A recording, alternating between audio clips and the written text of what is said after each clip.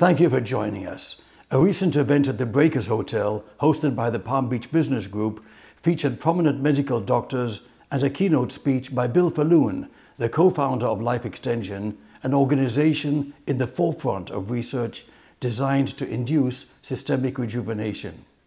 We'll learn more about the latest breakthroughs following these messages. And now I have the great pleasure of introducing our keynote speaker. Bill Faloon compiled the 1,500-page medical reference book, Disease Prevention and Treatment. His latest book is Pharmacracy, How Corrupt Deals and Misguided Medical Regulations Are Bankrupting America, and What to Do About It. He's also director and co-founder of the Life Extension Foundation. He is spearheading human age research via the Society for the Rescue of Our Elders, a new public benefit organization. The Life Extension Foundation, which has been mentioned earlier, is a nonprofit organization whose long-range goal is the radical extension of the healthy human being and human lifespan. The organization now has over 100,000 members, and each month mails 300,000 copies of the Extension magazine to newsstands, subscribers, and members. To promote Life Extension innovative medical concepts, Bill has been featured in hundreds of media appearances, including the Phil Donahue Show, the Joan Rivers Show, Tony Brown's Journal, ABC News Day One, maybe you're involved there, and Newsweek magazine. So now I'd like to bring Bill up to the podium for our keynote speech. Thank you for those kind words. I founded an organization in 1977 that has since grown to be the world's largest consumer-based anti-aging medical group. And in the early 1980s, we identified some methods to slow aging and reduce the risk of degenerative diseases associated with growing older. And since then, these concepts have been recognized, for the most part, by the conventional medical establishment. And what our controversial position today is based on a lot of research, by the way, is that aging is a reversible condition.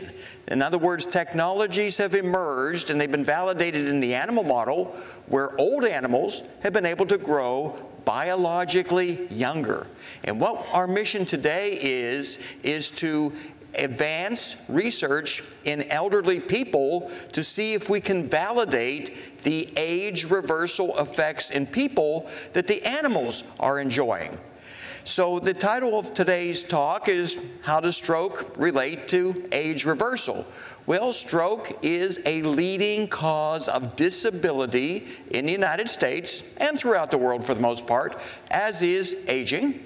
And we're going to talk about specifically ischemic stroke, which occurs when a clot occludes blood flow to a portion of the brain. And this is an absolute epidemic.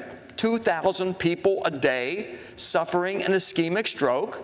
They may lose their eyesight, they may become paralyzed, cognitively impaired, and many die from the effects of acute ischemic stroke.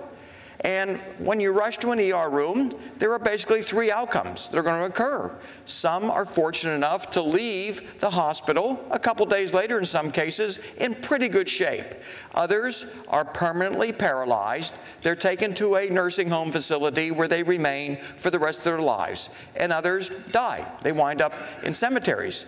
Now, we believe at Life Extension that many doctors are giving up too soon and not utilizing FDA-approved therapies to reverse acute ischemic stroke. And I'm going to show you a lot of evidence to that effect in this presentation today, and the purpose is not to be critical, but to educate this group. In the event you suffer acute stroke symptoms, I'm going to let you know where to go and what to ask for when you're taken to an ER room.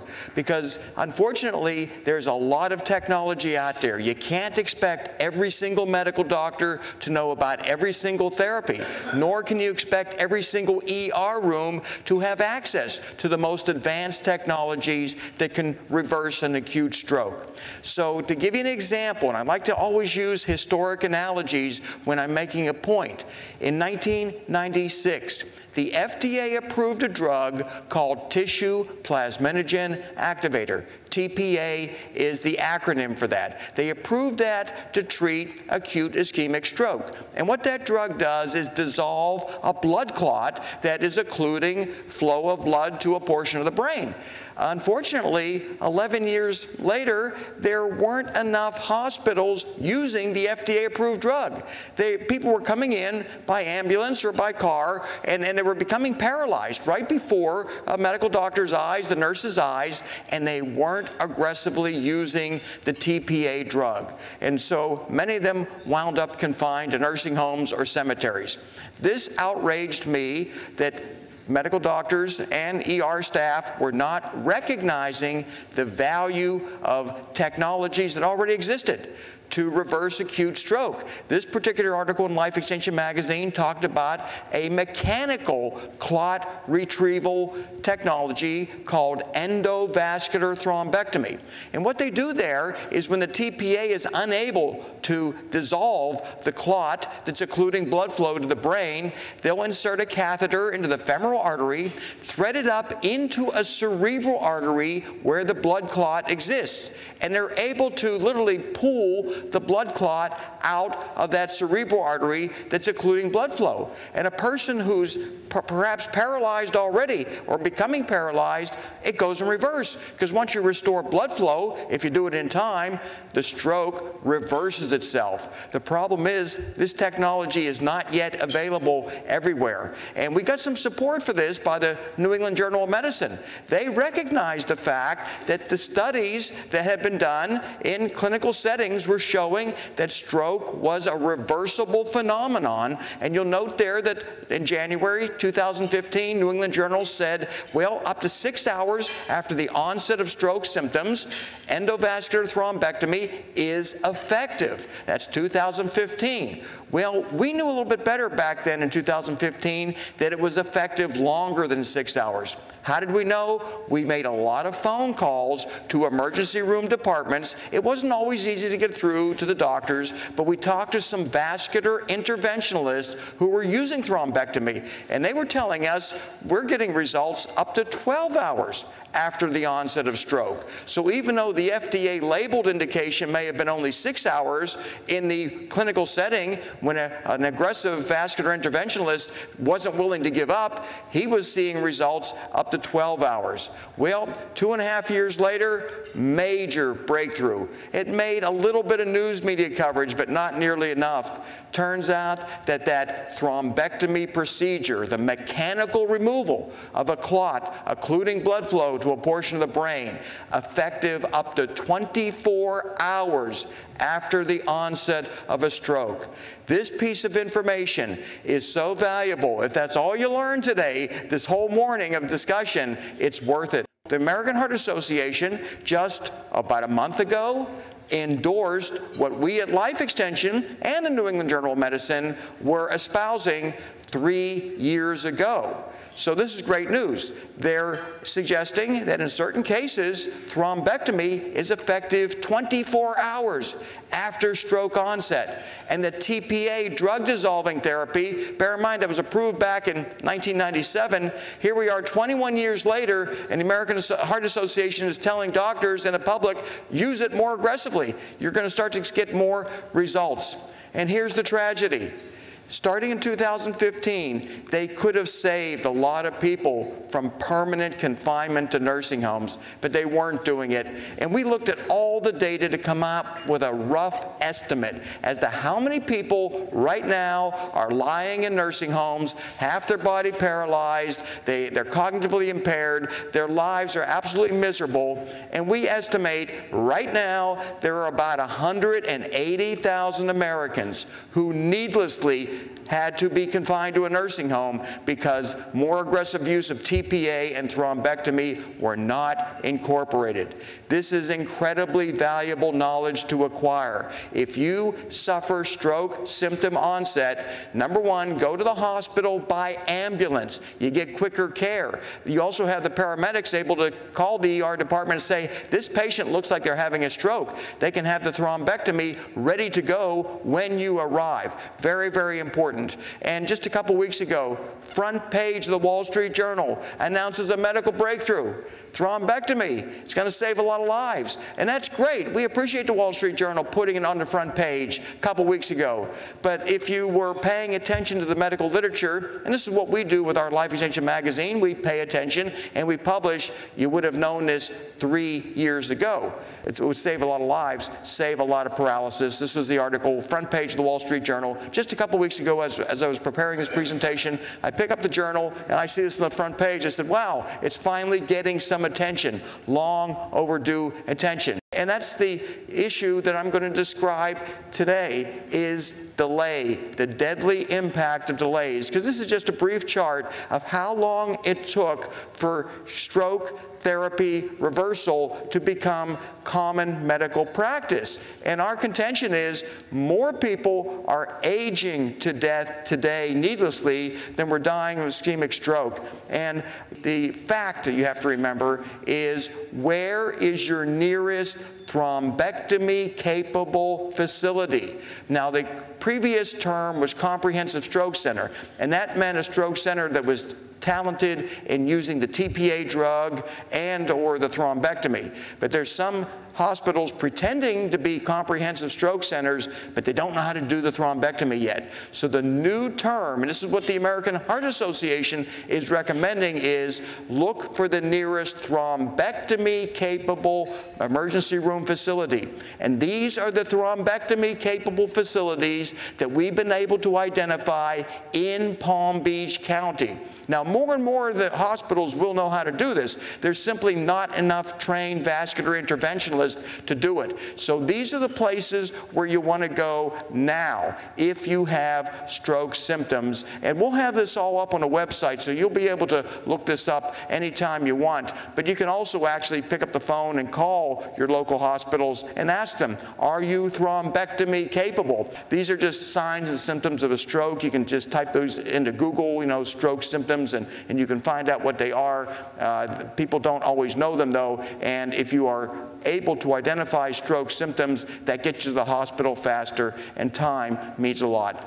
Now, most strokes are preventable situations. These are the risk factors for stroke that can be identified with blood tests. And we advocate that everyone in this room have these kinds of blood tests done at least once a year to make sure that they're not at an increased risk of a stroke or a heart attack or cancer. All of these tests can give us information that can help us identify risk factors that you can control. And you can ask your doctor to do these tests. Life Extension does tests. We advocate passionately that once a year have these blood tests done so that if you have even one stroke risk factor, you can do something to lower that risk. And we've been advocating that our entire 41-year history. Hypertension, major stroke risk factor. And I'm looking at the people in this room, including myself, and hey, hypertension is absolutely epidemic. Look at these numbers. And these numbers, by the way, were based on the old hypertension guidelines. If you're over 65 years of age, guess what? The odds are you have higher than optimal blood pressure. And if you do, well, you're at risk for kidney failure, heart attack, stroke, loss of eyesight. These are all the problems associated with hypertensive diseases, and yet it's a controllable situation. Here's where the problem occurred. There's two different definitions for hypertension. The dictionary says abnormally high blood pressure. The dictionary definition. Medical definition, very different. It is blood pressure that's high enough that it may eventually result in health problems. And the problem is, well, Hypertension is normal. You're over 65 years of age, you probably have higher than optimal blood pressure, and unfortunately, that's going to condemn you to a higher risk of stroke, heart attack, kidney failure, etc. You want to do something about it. But the bottom line to understand is hypertension is not abnormal. And where the debate occurred, and life extension has debated conventional authorities now for the last 30+ years, is that doctors started treating hypertension when the systolic number reached 140 to 150 millimeters of mercury. We at Life Extension, we were looking at the published literature back in the 1980s, and it showed that people who kept their blood pressure below 120, they were having fewer heart attacks and fewer strokes. So this debate went on. I'm going to play a brief little segment of something I talked about 9 years ago to a group to take a little bit of a water break. Low blood pressure confers longevity. Low blood pressure protects us against stroke, heart attack, kidney failure. So again, we are battling nature tooth and nail, and we are refusing to accept what nature has in store for us. The debate did not end in 2009. That was a biomedical conference at Nova Southeastern. I was a proponent for the low blood pressure, keeping it low. A lot of people felt, well, the data wasn't sufficient. Well, we had partial vindication in 2013. Huge meta-analysis of 18 prior studies. And they looked at people who kept their blood pressure below 120 and compared it to people whose blood pressure was 120 to 139. And you wouldn't think that would make much of a difference. And unfortunately, most doctors weren't treating blood pressure if it was just between 120 and 139. We'll look at the results. If you had blood pressure below 120, based on this meta-analysis, a 71% reduction in your risk of stroke. Actually, if it was between 120 and 139, you had a 71% increase in your risk of stroke and about a 50% increase in your risk of heart attack. All you had to do was lower your blood pressure below 120, and you saved yourself from this. At the end of 2017, American Heart Association comes out with a guideline that concurs with what we advocated back in the early 1980s. Optimal blood pressure for most people, not everybody, because some people unfortunately need higher blood pressure to perfuse their kidneys and their brain, and that is unfortunate, but optimal under 120. Low blood pressure confers longevity. This is a major, major fact. Thank you so much for attending.